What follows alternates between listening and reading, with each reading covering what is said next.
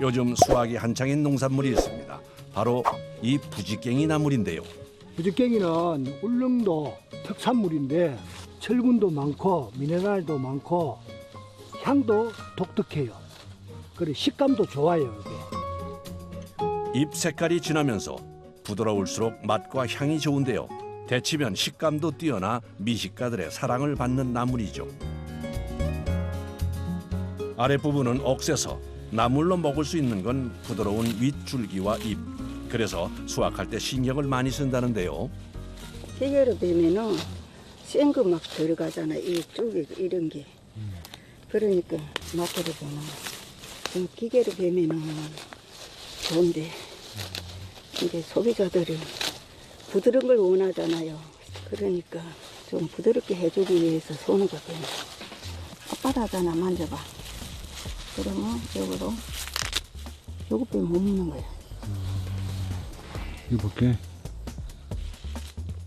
시기를 놓치면 상품 가치가 떨어져 허리를 펼 새도 없이 일하는데요.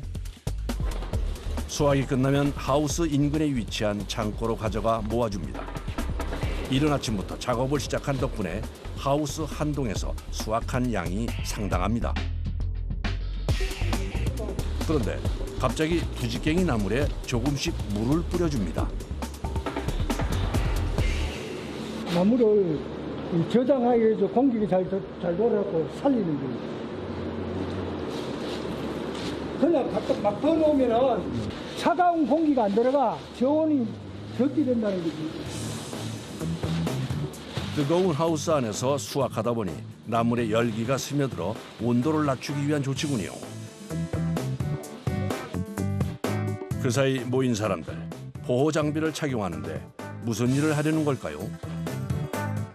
시나물 대가 좀 빡빡하거든요. 그래서 한번 맞으면은 상처도 날 수 있고, 그래서 보호하기 위해서 쓰고 있습니다.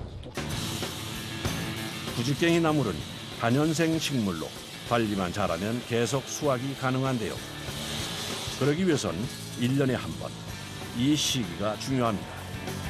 수확이 끝난 줄기를 손가락 한 마디 정도만 남겨놓고 잘라줘야 하기 때문인데요. 이렇게 잘라줘야 지금부터 새순이 올라와요. 새순이 올라오면은 내년도 이때까지 또 그 새순으로 갖고 우리가 수확을 하죠. 야, 계속 자란다니 농가 소득을 높이는 효자네요. 오후가 되자 부지깽이 나무를 확인해 보는데요. 싱싱한 게 아주 좋아 보이네요. 출하가 가능한 상태라 바로 포장에 들어갑니다. 식당에 하는 사람들도 많이 사가고요. 가정집에도 많이 사가요. 요즘 사람나물이 귀하잖아요. 그래서 많이 먹어요. 맛있을 뿐만 아니라 영양도 풍부한 나물. 하지만 손질하는 과정이 어려워 반찬으로 만들어 먹기가 쉽지 않은데요. 최근 이런 사람들을 위해 나물을 간편하게 손질해 주는 곳이 생겼답니다. 경기도 시흥에 위치한 나물 공장. 전국에서 수확을 마치고 올라온 나물들로 가득한데요. 생나물 종류로만 20에서 30개 나물 정도가 있고요. 키로수만 따지면 200에서 300kg 정도까지 있고요. 매일 도착하는 양이 보통 이 정도. 모든 나물은 손질한 후 가정에서 무쳐 먹을 수 있게 만들어주는데요. 당일 배송이 원칙이라 빠르게 작업이 진행됩니다. 도착한 나물은 차례대로 박스에서 꺼내 작업대 위에 올려놓습니다.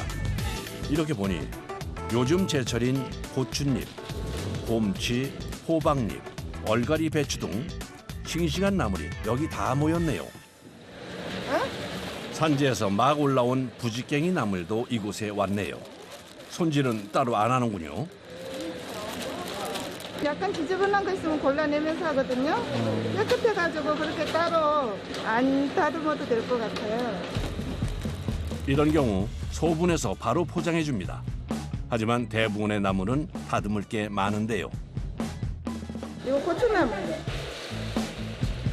나물을 펼쳐서 살피기 시작하는 작업자들.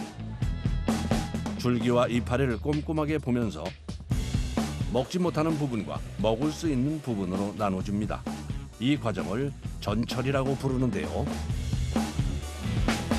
붉은 거는 나물로 못 먹으니까 붉은 거 솎아내야 되고요. 시든 거나 벌레 먹은 거, 썩은 거 뭐 그런 거 다 골라내는 거예요. 부드러운 거 먹어야 되니까 나물로. 까다로운 손질 과정을 대신해 주니 고객은 바로 무쳐 먹으면 된다는데요.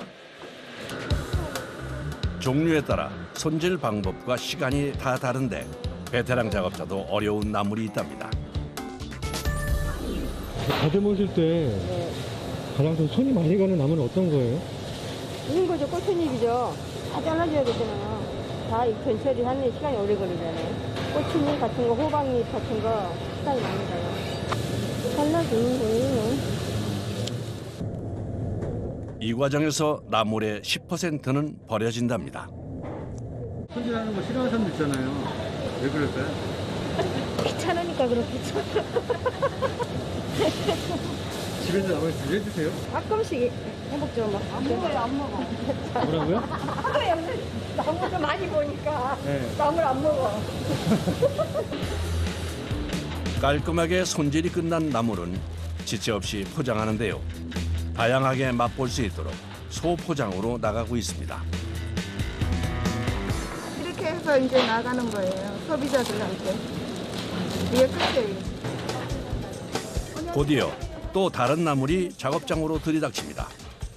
일사불란하게 정리하는 작업자들. 그런데 이번엔 작업대 위로 옮기지 않고 확인만 하는데요. 대침으로 가는 거 저거 가서 데칠 거예요.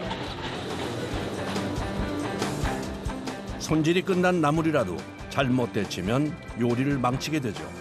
여기서 아이디어를 얻어 데쳐 나가는 상품까지 만들었는데요. 주부들 반응이 꽤 좋다는군요. 생으로도 나가지만은 나물을 삶아서 받아보시는 걸 원하시는 고객님들도 있기 때문에 나물을 데쳐서도 내보내고 있습니다. 100도에서 데쳐지는 나물. 얼마나 데치는지에 따라 품질이 결정되기 때문에 섬세하게 살펴야 합니다. 이렇게 꺼냈을 때 부드럽게 찢어지는지를 가지고 적당히 삶아졌다 싶으면 끓는 물에서 빼는 겁니다. 그대로 놔둘 경우 남은 열로 인해 물을 수 있는데요. 바로 찬물에서 세척해 줍니다. 나물이 끓고 나오면은 이 버블 공기를 상승시켜서 이물질이나 이런 것들을 세척하는 단계입니다. 나물을 데치는 것만큼이나 중요한 것이 세척. 기계가 자동으로 해주지만 나물을 살피는 건 온전히 사람의 몫입니다. 때에 따라서 물속에 손을 넣어가며 확인하는데요. 나물이 뭉치면은 냉각이 골고루 안 되기 때문에 나물을 풀어주는 역할을 하면서 냉각이 잘 되고 있는지 확인하는 과정입니다. 마지막으로 체에서 물기를 빼주면 데치기가 끝납니다. 곧바로 다음 나물을 가져오는데요. 올 봄에 제주도에서 채취한 고사리입니다. 부드럽고 향이 진해 인기 많은 제주도산 고사리. 오동통한 상태로 회복시키기 위해선 다른 나물보다 시간을 더 길게 잡아야 합니다. 데치는 시간은 6분. 바짝 말라서 데치기보단 푹푹 삶아줘야 하는데요. 4분이 지나자 중간 점검에 나섭니다. 아직 딱딱합니다. 대량으로 삶아 만만치 않은 작업. 그래서 수시로 나물 위치를 바꿔주는데요. 섞어주지 않으면은 물에 가까운 쪽만 있고 물 위에 떠 있는 부분은 덜 익게 됩니다.